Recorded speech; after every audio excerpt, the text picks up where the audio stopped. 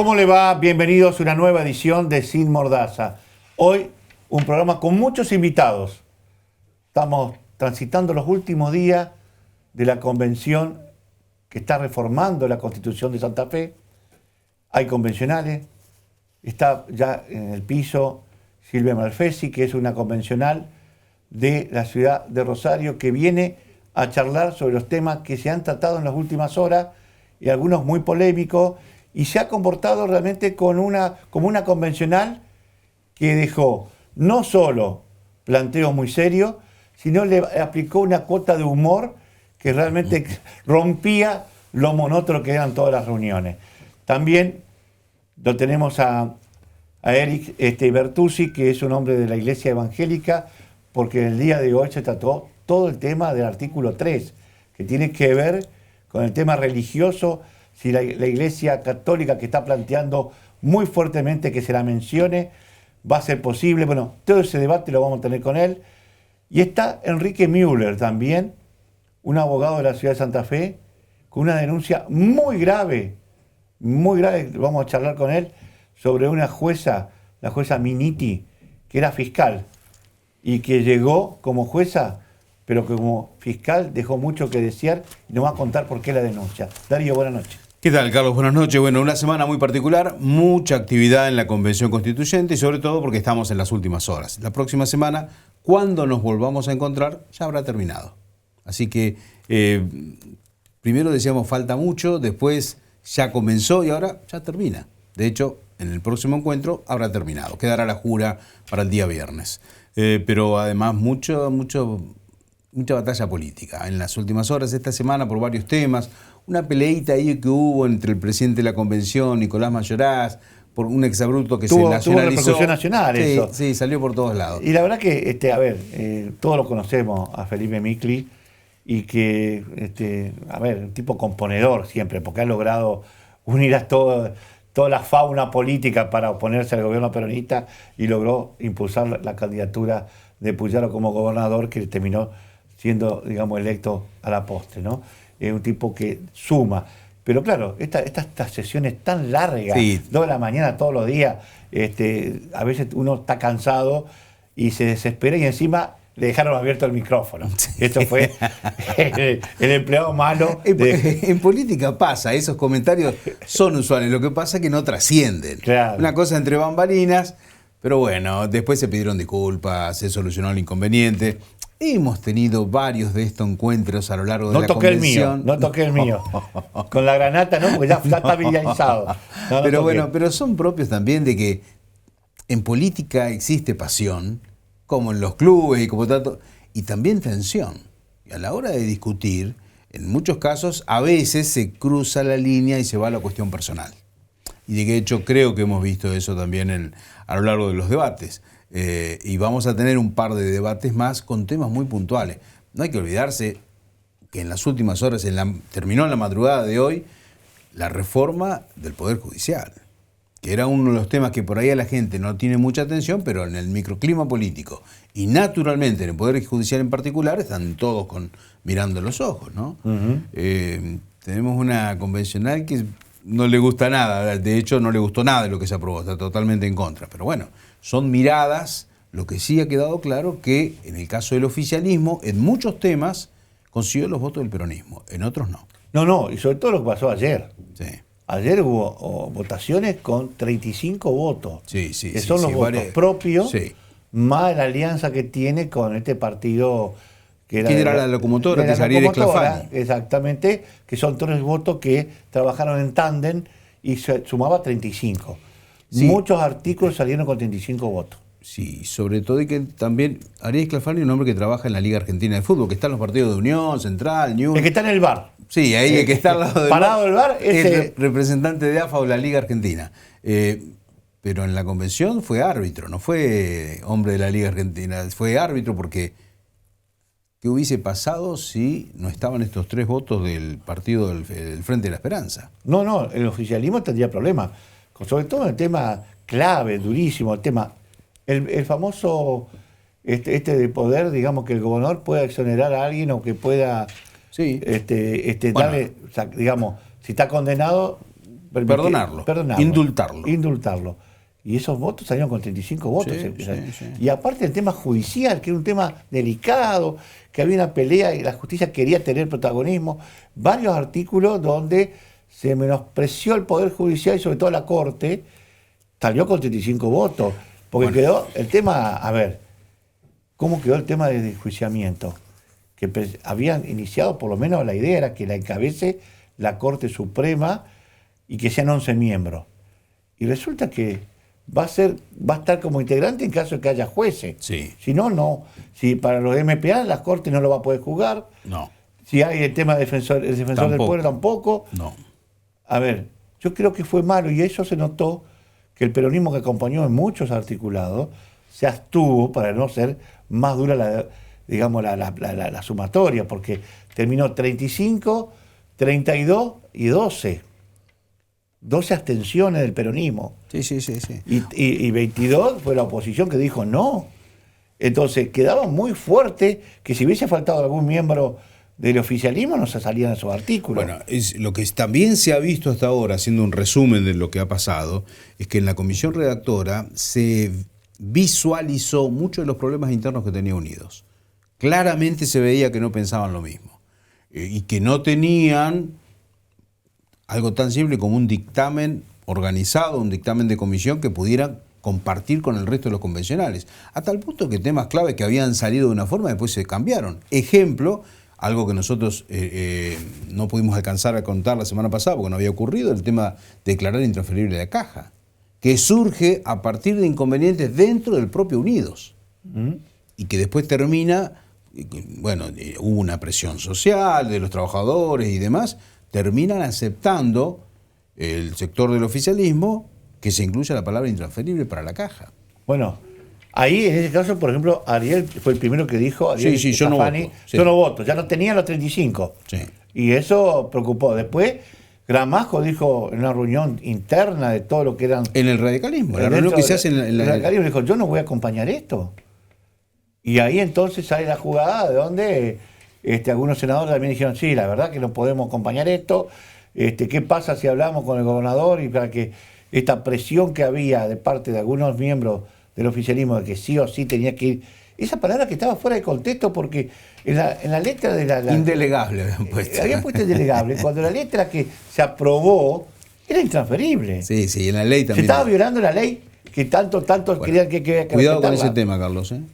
De hecho, en los últimos debates, en varias ocasiones, aparece el tema de que se han modificado artículos que la ley no preveía que se modificaran. Y eso ya hay una prestación judicial que está vigente, más allá que ahora tiene que ir a la Cámara para definir y si va a tener algún tipo de existencia.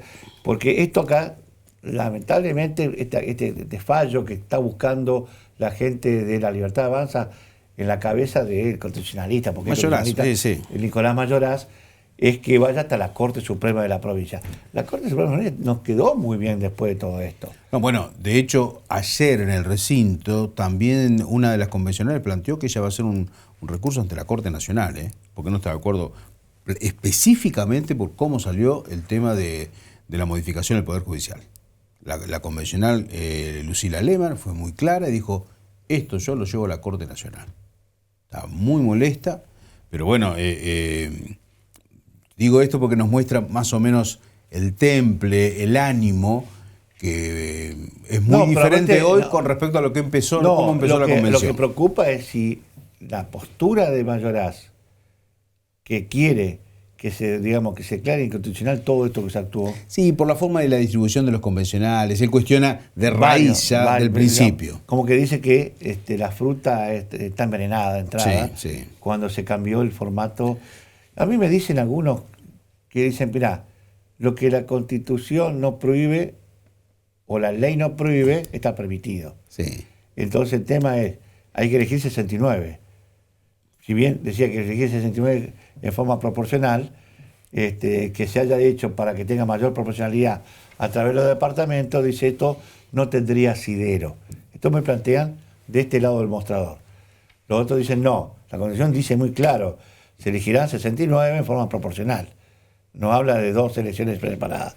Que en ese cambio le darían menos posibilidades de haber sacado menos votos por lo que sacó la... Sí, lo que pasa es que es un hecho consumado. Acá Ya está también consumado, es cierto. ya hubo momento para hacer ese tipo de planteos también, se realizó la elección, al mismo tiempo se aceptó y por otro lado ya está terminando, la convención se termina en los próximos días, ya no Por eso queda digo. prácticamente nada. Así que, y bueno, el tema que también queda ahora, que se trató todo el día de hoy, pero que esto se va a terminar a cerrar mañana. Cuando, Sí, así es. Porque, mirá, hemos visto cosas, dijimos, bueno, lo que aceptaba la comisión de trabajo para cada tema, cada artículo, esto salía.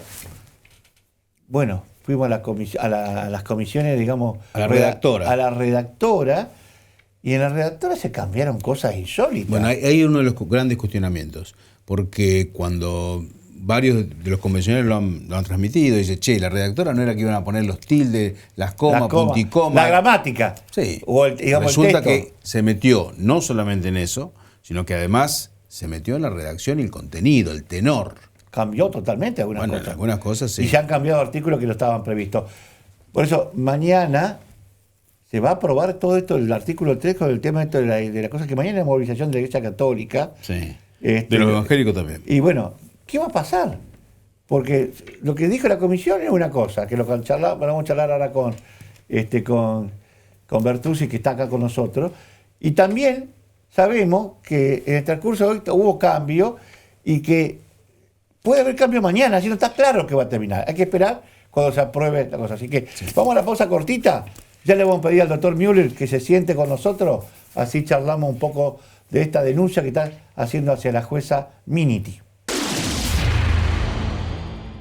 Rosario es sede de los primeros Juegos Argentinos de Alto Rendimiento, CADAR, del 9 al 14 de septiembre en el Parque Independencia, con más de 3.500 deportistas del país, disciplinas olímpicas y paralímpicas, más de 20 escenarios deportivos y un fan fest sobre Boulevard Oroño para disfrutar en familia. Te esperamos en el evento multideportivo más grande del país. Municipalidad de Rosario. Bueno, en la continuidad periodística, como decíamos al comienzo del programa, está el doctor Enrique Müller, que es un abogado muy conocido aquí en Santa Fe, ha sido patrocinador de varios temas importantes en la ciudad, que ya lo vamos a charlar, pero lo convocamos por dos temas puntuales y le decimos la buenas noches, doctor, ¿cómo le va? Buenas noches, ¿cómo les va? Bueno, hay un tema que en las últimas horas ha tomado un poco otra vez relevancia por la propuesta que tienen en el juicio esta chica mía que se tiró, se cayó, se suicidó, no sé, esto me lo va a explicar usted, en el edificio que tiene ATE, que es un hotel muy lindo, ahí en la costanera de Santa Fe. ¿Qué está pasando con esa causa? Bueno, nosotros, después de sucedida el trágico accidente que sufrió esta nena, nos presentamos como querellantes particulares damnificados representando a la mamá y a la familia en particular. Y bueno, desde ese primer momento hemos solicitado una serie de medidas probatorias porque veíamos que, había cierta reticencia, primero desde parte de la escuela y de las autoridades del Ministerio de Educación en brindarle información a la familia, mantenerlos en un ámbito de contención, que era la cuestión más adecuada frente a un cuadro de situación tan doloroso, ¿no? Y bueno, nos encontramos un poquito con cuestiones de demoras en la producción de ciertos elementos probatorios. Hemos recién accedido este año a que se comenzaran a tomar ciertas entrevistas que solicitamos nosotros, que eran básicamente las madres de las nenas que habían compartido el dormitorio, la habitación de la noche previa al suceso. Y bueno, de esas testimoniales salieron datos bastante esclarecedores en un montón de situaciones. Primeramente porque en el ámbito de la Escuela Normal San Martín había ciertas quejas de varios padres en relación a situaciones de bullying que habían sucedido y que aparentemente las autoridades y los docentes no habían adoptado las medidas, digamos, preventivas y que... O aplicado el protocolo, que es lo que los tiene que hacer. protocolos que tienen que observar y bueno, eso lo manifestaron las madres que fueron a declarar en primer término. Después esos mismos temas aparecieron cuando se hicieron las cámaras Gesell de 3 compañeritas, 2 que compartieron la habitación y otra que era la íntima amiga, la mejor amiga que tenía Mía. Que también salieron datos muy reveladores y especialmente ciertas situaciones que habían sucedido la noche previa al 14, donde había habido una especie de fiestita que había organizado los profesores de educación física, el hotel, en conjunto con el hotel, y hablaban de cierto descontrol y que no había habido una suerte de disciplina adecuada para evitar que los chicos anduvieran corriendo por todos lados, corrieron por todo el hotel. Nadie llamó la atención a nadie, aparentemente, y de acuerdo a lo que expresan y lo que está asentado en 2 testimoniales más las 3 cámaras Gesell. Ahora, doctor, le hago una pregunta. Mía tenía 12 años. Son chicos de Santa Fe que van a pasar un fin de semana a un hotel de la misma ciudad. Sí. En una suerte de campamento, pero en un hotel. Y la pregunta es, ¿cayó? ¿Se tiró? De hecho, siempre sobrevoló ese tema. Y la otra pregunta es, ¿había cámaras de seguridad en la zona de parte del hotel o no? No hemos accedido todavía, porque hay... Vuelvo al tema reticencia, ¿no? del comienzo de la investigación. Hubo mucha reticencia. ¿Cae del 6º piso de ella? Cae del 6º piso, aparentemente es una situación que podría visualizarse como suicidio, ¿sí?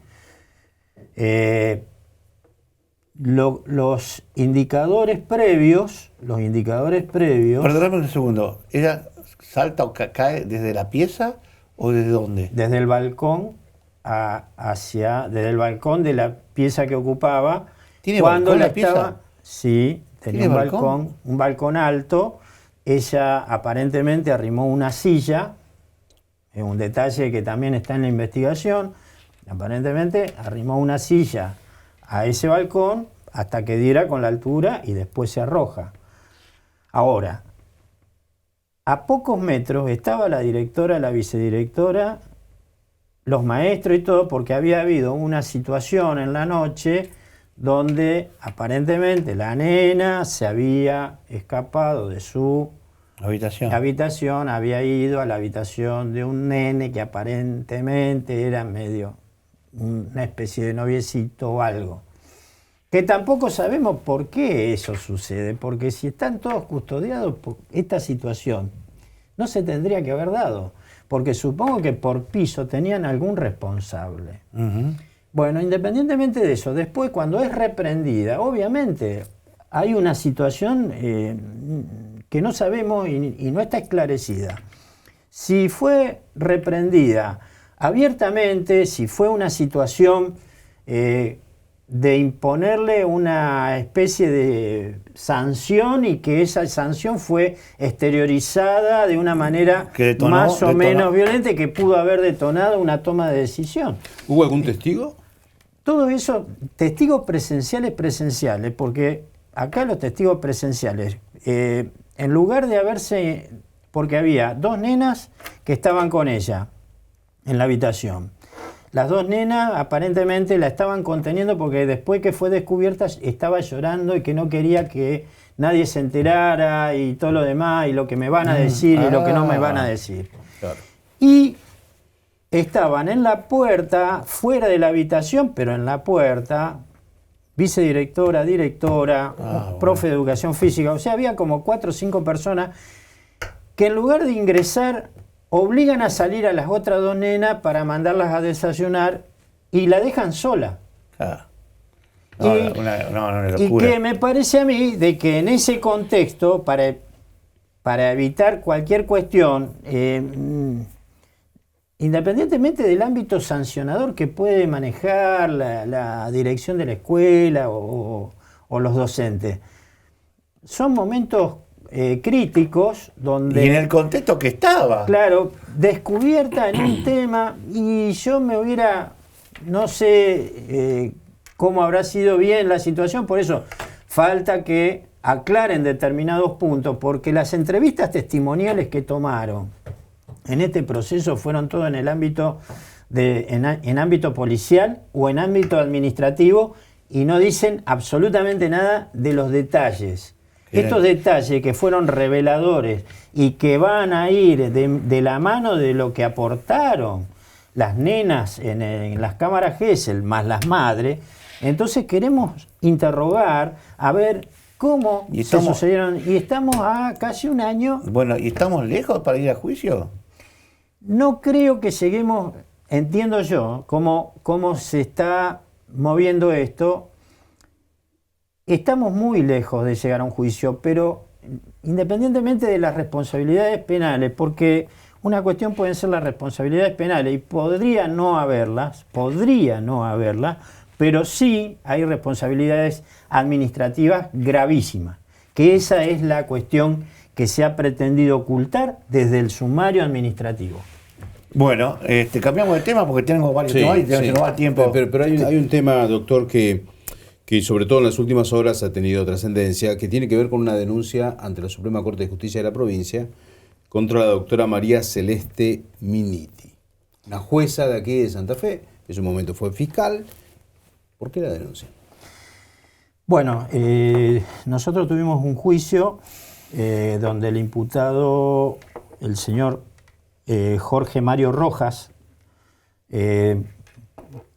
oficial de policía de un rango bastante alto, jefe de zona del departamento San Justo, en la zona de La Criolla, Vera y Pintado, Pedro Gómez Sello, bueno. Se le atribuyó, fuimos a juicio en virtud de una denuncia por un supuesto abuso sexual, dejando de lado cuestiones de género, culpabilidad, inocencia y todo lo demás. El desarrollo anormal de las audiencias es lo que nos llevó a presentar una denuncia. ¿Qué pasó? Que nosotros no la tomamos, o sea, la descubrimos después de que se lee el veredicto. Porque el tema se desarrolla cuando declara la víctima y nosotros pedimos que nuestro cliente quede en la sala de audiencia por una cuestión de inmediatez, a lo que se oponen fiscal y querella, porque dicen que afectaba el relato que podía dar la víctima, porque iba a sentir cierta presión, etcétera, etcétera. Nos opusimos, pero bueno, la jueza le dio lugar a la querella y a la defensa, lo hizo retirar a nuestro cliente, que va a una sala contigua que tiene una pantalla.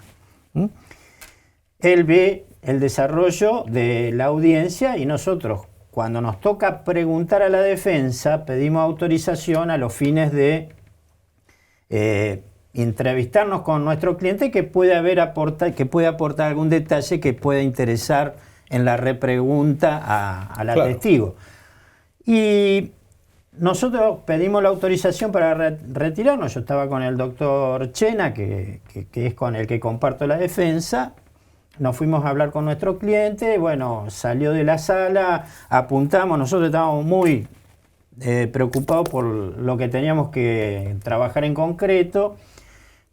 Se desarrolló, volvimos al recinto, preguntamos, repreguntamos, y después, continuó el juicio, llegamos a los alegatos finales, se leyó el veredicto, lo condenan a nuestro cliente.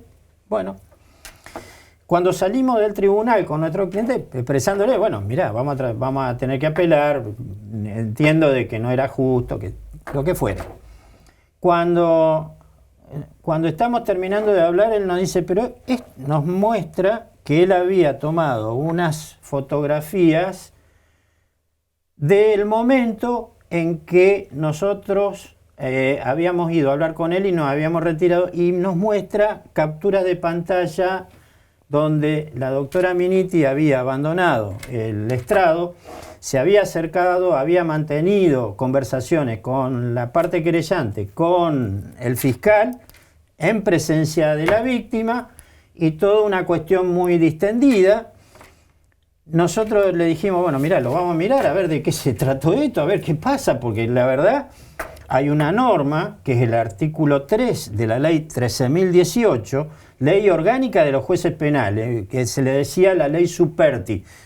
El doctor Superti, al implementarse, al sancionarse en el año 2009 el nuevo código, aporta estas cuestiones que tenían que ver con la imparcialidad e independencia que deben Todos mantener. los juicios que he participado, la jueza no se baja, participa y si hay una Y la última verdad, te lo llama al estrado. Exactamente. Acá la jueza bajó. Estamos viendo la imagen. Bueno, Estamos viendo la imagen. ahora resulta ser de que, bueno, durante ese fin de semana, después de varias consultas que hicimos con colegas, incluso, porque sinceramente nunca lo vi. Pasa esto.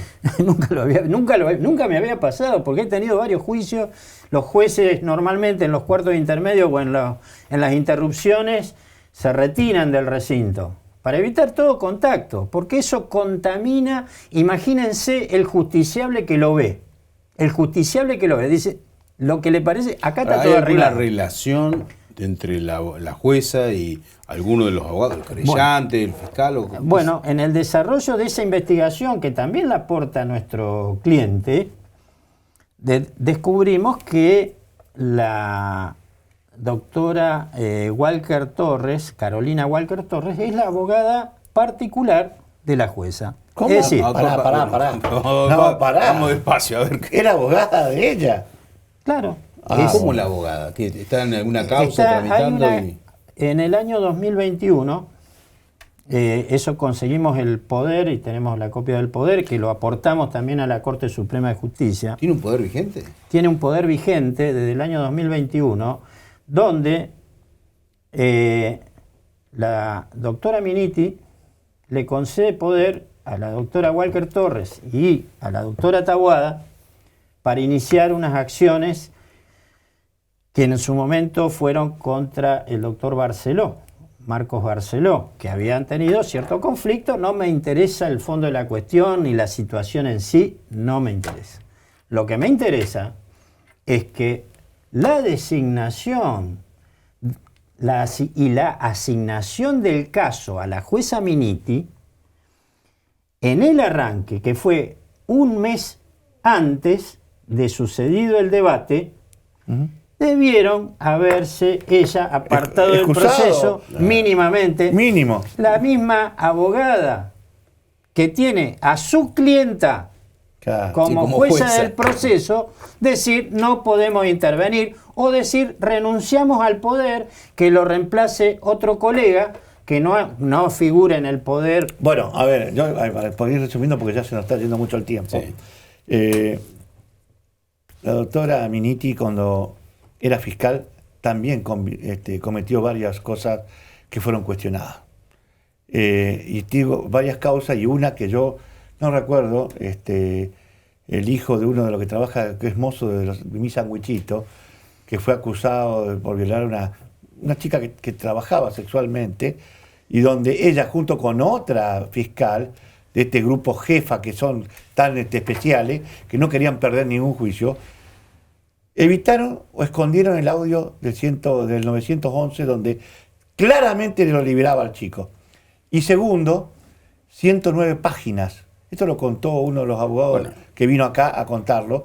Y que después esta causa, que el juez que estaba participando entendió que la verdad que le estaban acusando injustamente, sacó un fallo que también lamentable el juez que cometió ese fallo, que quiso ayudarlo, pero terminó ensuciando, que le costó el cargo. El cargo que hoy tiene ella, insólitamente. Es decir, no es una fiscal que trabajó para ajustarse a derecho. Siempre trató de ganar y no le importó cualquier herramienta ni perjudicar a... No es una causa, son varias que están metidas, donde está muy cuestionada. Y ahora hace esto. La verdad que ya tendría que estar el jury para echarla. Bueno, está complicado ahora, porque ahora vamos a tener una forma, a partir de que viene un nuevo tribunal de enjuiciamiento de los jueces. Bueno, con la reforma. Sin perjuicio de lo que se pueda venir. Hay otro detalle que es también grave. La Oficina de Gestión Judicial en el mes de marzo designa para este juicio al juez Torres, Martín Torres. Sí. Me lo cambian en 26 de junio por razones de agendamiento sorpresiva a la doctora Susana Luna. Y presenta un escrito la parte querellante diciendo que le informen a la doctora Luna que ellos van a intervenir como querellante y que, como ella siempre se excusa, se haga un nuevo sorteo. ¿Y quién salió en el nuevo sorteo? ¡Qué casualidad! ¡Qué casualidad! Lo que se llama el Forum Shopping. Exacto. El Forum Shopping en este caso está total y absolutamente demostrado.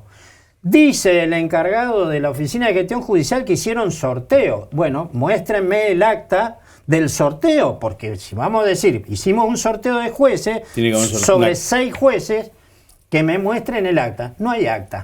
Bueno, entonces como no hay acta, entonces no hay nada. Entonces, ¿cómo? Ahora, a ver, no esperamos que pasara esto. Claro. Pasa desapercibido, porque si tu cliente no te advertía, exactamente.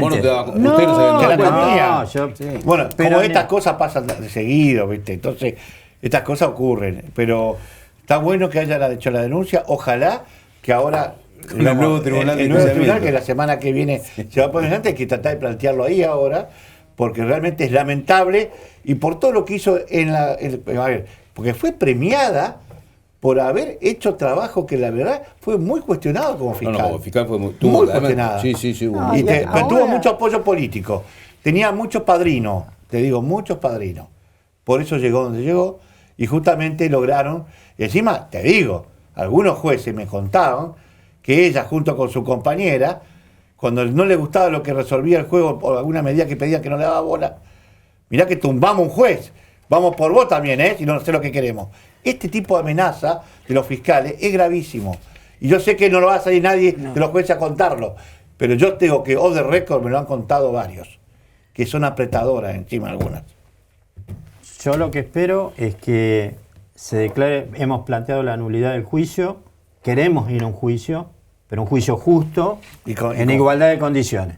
Y con un y que se anule todo imparcial, esto. Que se anule todo esto. Gracias por haber venido. No, muchas gracias a ustedes. Pausa y ya venimos. El verano sin dengue empieza hoy. El mosquito Aedes aegypti pone sus huevos en el agua y pueden sobrevivir más de un año. No lo dejes crecer. En tu casa, vacía, tapa o elimina cualquier recipiente que acumule agua. Cortá su ciclo. Entre todos, podemos tener un verano sin dengue. Municipalidad de Rosario. Muy bien, continuamos aquí en el programa. Está con nosotros la convencional constituyente. Además, es diputada provincial, también es profesora de Derecho Constitucional. Silvia Malfesi, y es del espacio Somos Vida y Libertad. Convencional, diputada, profesora, buenas noches, bienvenida al programa. Muchas Un gusto gracias. tenerla. Muchas gracias por darme la participación. A ver, el trabajo naturalmente que es arduo, pero es propio de una reforma que se está realizando en tan poco tiempo, ¿no? Y estuvieron hasta esta madrugada trabajando en el poder judicial, un tema que es bastante controvertido, sobre todo porque uno a veces, por un lado están las necesidades de la gente, por otro lado los del poder judicial, del microclima político. ¿Cuál es la opinión de alguien que enseña derecho constitucional, pero que además, lógicamente, que está en el ámbito político, o la mirada, porque yo escuché ayer sus palabras muy críticas de esta reforma dentro del Poder Judicial que se ha realizado y que de hecho ya se aprobó? Sí.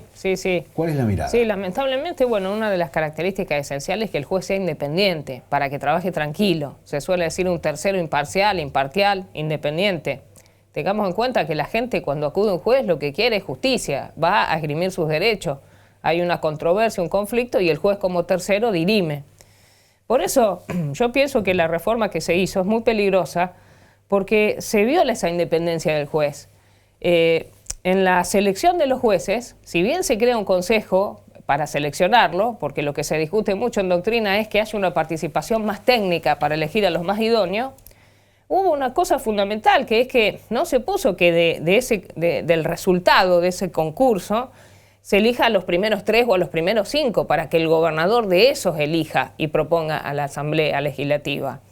por ejemplo, una terna vinculante se le llama cuando son los primeros 3. Sí. Al no poner eso, y le pone la palabra vinculante, pero no ponen un límite, realmente le están dando al gobernador una gran cantidad de posibilidades y no se está por los más idóneos. Pero otra cosa más peligrosa, ese consejo de selección está dentro de la órbita del Poder Ejecutivo y eso también lo vemos peligroso. Ese consejo tenía que estar en la órbita del Poder Judicial, o quizás a veces cuando uno no sabe dónde poner un órgano se le llama extrapoder, porque no está dentro de ninguno de los 3 poderes clásicos. Pero realmente que esté adentro del Ejecutivo y que tenga esta posibilidad el gobernador de elegir a cualquiera, nosotros lo vemos muy peligroso. Lo mismo el juzgamiento de jueces. Es todo un problema porque uno dice, ¿quién juzga a un juez si se le imputa una irregularidad? Se creó un tribunal de enjuiciamiento, pero de los 11 miembros de ese tribunal, 6 son de la pata política, porque son 6 diputados, 6 senadores. ¿Y qué decimos nosotros? 3 y 3, ¿no? Claro, Son 7, tiene que haber equilibrio en los estamentos. Si usted hace un estamento de origen político, está bien, pero tiene que haber, si hay 6 de una cosa, 6 de la parte técnica. ¿Por qué? De esa forma no hay ningún estamento que tenga mayor gravitación o mayor poder a la hora de juzgar. En definitiva, si uno analiza bien y desmenuza cómo está estructurada esta reforma, tanto en lo que hace a la selección como a la remoción de los jueces, se le está dando mucho poder al Poder Ejecutivo. Y yo les dije a los de Unidos, mirá, ustedes tienen mayoría, ustedes hoy hacen esto para darle un mayor poder al gobernador, que es de todos, pero de su línea política. Le digo, pero esto no es una ley, esto es constitución, o sea, no es tan fácil modificarlo después. Y si viene una persona ávida de poder, yo creo que podemos tener un régimen muy autoritario, o sea, es muy peligroso. Bueno, a la hora de la selección de los jueces, la primera pregunta sería, ¿cuál es, mirando la legislación comparada con otras provincias? ¿Qué surge de eso? ¿Cómo lo hacen otras provincias? Miren, en general siempre estos consejos que se han creado están en la órbita del Poder Judicial, para empezar, o sea, no están dentro del Ejecutivo. Y si bien existen variedades en cuanto a cómo se compone, se trata de hacer realmente un equilibrio en cuanto a sus representantes. No veo mal, porque la verdad que no son tantos los representantes en este que se armó, y es bueno porque a veces cuando se hace un órgano colegiado de muchos representantes, eso obsta a que se logre la voluntad. Más allá de eso, le digo, lo ideal es, porque ¿qué pasa? En principio, ¿cómo era la selección de jueces? El Poder Ejecutivo lo proponía al Legislativo y entre los 2 poderes se ponían de acuerdo. En esa práctica, en general, las propuestas eran de gente, por ejemplo, que había tenido una actividad académica excelente, incluso, qué bueno si hubiera litigado, gente que cuando se iba al nombramiento, todos aplaudían y decían, se lo merece. Todo ser humano tiene sus ideas políticas, no vamos a decir que no vive en un termo el juez. Seguro. Pero generalmente usted veía y se votaba por unanimidad porque había un consenso de decir, la verdad, se lo merece llegar a juez. Ha sido una persona que está en el ámbito académico, que sabe que va a ser buen juez. Lamentablemente después vino un poco lo que yo llamo la politiquería y en vez de elegirse a los mejores, se tendió a hacer una elección de los amiguitos del poder. Porque no hay duda que si uno tiene jueces de su color político, puede hacer muchas más cosas. Entonces, la idea fue, hagamos algo más técnico. Y se empezaron a crear estos consejos como órganos colegiados, que lo que hacen es como un tamiz técnico. ¿Por qué? Quienes quieren ser jueces se presentan a un concurso, que es como un examen, y después cuando se termina ese concurso público, transparente, que se hace todo con un procedimiento previsto, se hace una lista y se elige, como le decía, a los que sacaron mejor nota, o sea, a los mejores.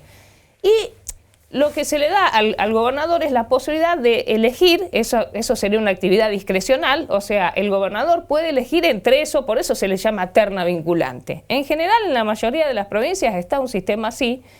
En realidad, le digo, en doctrina hay de todo, ¿eh? Hay quienes dicen, ¿por qué no elección popular de jueces? Que es todo un tema. Sí. ¿Por qué no hacerlo como fue el sistema tradicional de forma política?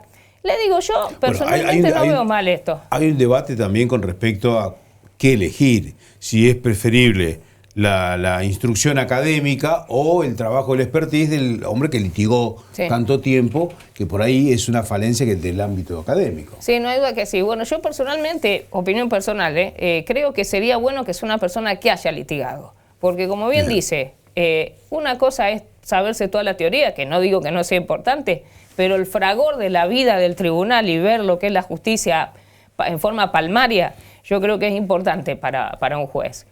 No veo mal el sistema, pero veo muy peligroso, como le digo. No puede... Lo más lindo que llamamos a todas las fuerzas vivas, que nosotros incluso lo que somos Vida y Libertad, desde que se sancionó la ley de necesidad, ya habíamos hablado porque nos habían invitado. Habíamos ido a colegios magistrados, fiscales, defensores, un montón de entidades privadas. Y bueno, lo primero que nos decían era que en esta selección el Consejo no estuviera en la órbita del Poder Ejecutivo. Porque imagínense que el Ejecutivo, me dicen algunos convencionales, pero no pasa nada, se dedica a la parte administrativa de la selección, manda las cédulas, realiza los pasos del procedimiento. Pero justamente, le digo, eso es lo peligroso. Le digo, el Ejecutivo tiene que estar en su función, administración pública. La selección de jueces tiene que ser muy transparente y no estar para nada comprometida con el Ejecutivo. Si no, yo creo que en forma peligrosa se viola la división de poderes. Y nosotros, por el artículo 5 de la Constitución Nacional, tenemos que tener una república en la provincia. O sea, eso tenemos que respetar la forma republicana. A ver, en las últimas semanas hubo un video que se viralizó a través de las redes sociales donde usted hablaba de la forma de dialogar o sentarse en una mesa y lo planteó risueñamente como un asado, tomando un vino. Y la verdad que circuló por todos lados. Ahora, ya estamos prácticamente terminando. Faltan muy pocas sesiones y en la última semana. ¿Cuál es el balance de esta reforma de la Constitución y sobre todo de la apuesta al diálogo? Porque naturalmente uno siempre dice, bueno, si se va a reformar, de mínima que haya consenso. Sí, ¿Cuál es el balance? esa expresión quizás fue muy difundida por lo del asado y el vino. Yo lo que quise decir era que en vez de estar sentados en senadores o en diputados, donde uno no hay duda que hace un discurso muy de tenor político, si hiciéramos como a veces nos reunimos en las comisiones en Cámara de Diputados, a una mesa, y cada uno sacara su dictamen, yo sé que, bueno, cuanto más grande el espacio político, más difícil llegar a ese dictamen. Hay pujas, pero bueno, nos sentábamos, los de Unidos nos decían, mira, tal día tenemos el dictamen nuestro. Bueno, listo. O sea, los proyectos de cada agrupación política, de cada bloque, cada uno sacaba su proyecto y discutíamos. Y bueno, no hay duda que la mayoría ganaba, pero eso era un diálogo, un consenso. A nosotros nos tuvieron, yo no lo podía creer. En Poder Judicial, bueno, dentro de 2 horas nos volvemos a reunir, cuarto intermedio, y no nos mostraban el dictamen. Yo le digo, che, ustedes no están cargando, le digo, si todavía no lo tienen, bueno, digan, mañana nos reunimos. ¿Y eso qué pasó? Esas prórrogas, sin presentar las cosas, causó un cansancio también. Y eso no favorece llegar a consenso, porque uno ya como que le agarra bronca. Uno dice, pero che... Ahora, ¿eso producto de los problemas internos o de las diferencias propias del frente del gobierno? Yo me imagino que sí. Pueden ser 2 cosas. O que realmente tenían disidencia o que jugaban al desgaste. Porque realmente, le digo, a mí no me parece... Era una falta de respeto. Fíjese, ayer llegamos a la sesión de la convención y hasta último momento estaban cambiando cosas en el dictamen. Y durante la sesión, incluso. Claro, entonces me daba risa porque el órgano, que primero se llamaba Consejo de Selección de Jueces, Fiscales, después siento que dicen Consejo de Selección del Miembro del Poder Judicial y Ministerio Público. Uy, digo, cambiaron, y entré porque ya me tocaba hablar, digo, capaz que lo cambiaron y pusieron algo de lo que pedíamos, y yo voy a criticar y me van a decir, no, Silvia, una vergüenza. Pero le digo, ¿cómo van a estar cambiando las cosas hasta último momento? Ahora, bueno, entonces ahora tengo una pregunta, muy técnica, pero necesaria. Porque la pregunta es, ¿cuál es la labor o el trabajo de la comisión redactora? Porque al principio dijeron, nosotros solamente cambiamos tilde, coma, punto y coma. Nunca el fondo, porque para eso está el trabajo de las comisiones. Pero resulta que la comisión redactora terminó cambiando hasta esencia de muchos de los artículos. Mira, en realidad lo dice el nombre. Incluso el reglamento de una facción de los proyectos de reglamento de Cámara, el peronismo, yo no soy peronista, ¿no? Pero técnicamente estaba muy bien, pues tenía otro nombre la comisión redactora, no me acuerdo ahora. Pero, ¿qué hace la comisión redactora? Como usted bien dice, los temas se dividen por comisiones. La comisión elabora los dictámenes, los envía a la redactora y lo único que tiene que hacer la redactora es plasmar, escribir ese dictamen. No puede alterar nada. La verdad que la redactora, si se toma otra competencia, no está cumpliendo su función. Fíjese lo que pasó. De una de las comisiones sale un texto que decía, no textual, pero decía, si no hay contraprestación, no hay tasa. O sea, el contribuyente, si en una tasa no tiene contraprestación, usted se puede defender. Yo cuando vi eso dije, ¡qué hermoso! Hasta lo felicité, digo, bueno, algo bueno. Bueno, cuando llega la redactora lo sacaron. Le digo, ¿pero cómo ustedes lo sacaron? Si ustedes no tienen competencia para sacarlo. Y así todo. O sea, en definitiva, si no hubieran hecho nada y que la redactora haga todo. Incluso de inicio en el reglamento decía que si las comisiones en un plazo no hacían su dictamen, lo hacía la redactora. Es una barbaridad. La redactora no tiene competencia, lo dice el nombre, está para escribir nada más. Le digo, yo veo todo un trato, pero vicio tras vicio en el procedimiento. Okay. Entonces la pregunta lógica es, ¿qué va a pasar después de que esto se apruebe, se sancione, lógicamente se jure la próxima semana? Porque es posible que esto provoque muchos juicios en contra de la nueva Constitución. Yo creo que puede haber planteos. Ya existe una acción respecto de la ley de necesidad que tuvo muchos vicios. Y ayer con Lucila Lexman, que está en el bloque nuestro, de Somos Vida y Libertad. Habló de ir a la Corte Nacional ella, ¿no? Sí, pero en dos momentos ella quiso hablar. En uno se sintió aludida porque el reglamento dice que si otro convencional lo nombra, usted puede pedir la palabra. No se la dieron.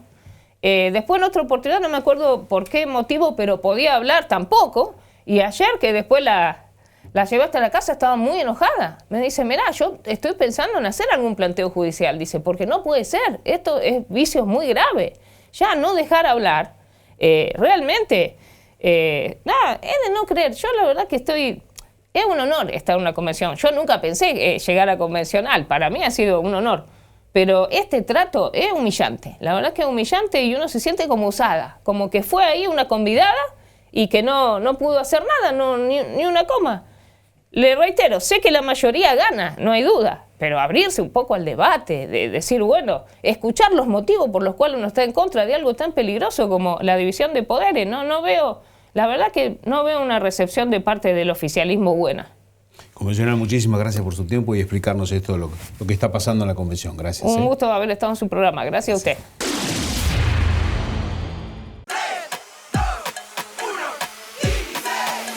Son solo 6 pasitos. A la suerte hay que ayudarla. Con el Kini estás a 6 pasos de tus sueños. ¿Qué esperás para cumplirlos? 6, 5, 4, 3, 2, 1, Kini 6.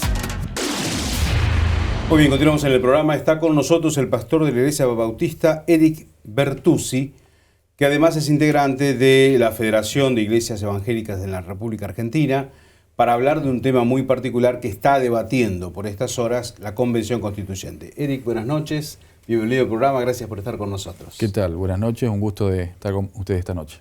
Bueno, a ver, se ha debatido hoy, pero mañana es el tratamiento en particular de los derechos y garantías, de las modificaciones en la reforma de la Constitución de la provincia, y sobre todo en estas últimas horas aparece una gran presión sobre los convencionales para ver si se cambia lo que dice la Convención del 62, o lo que dice la actual Constitución en Santa Fe, con respecto al tema de la Iglesia Católica. Hasta ahora, supuestamente había desaparecido eso del texto. ¿Cuál es la postura de ustedes o de las iglesias evangélicas con respecto a este tema, en particular el artículo 3 de la Constitución?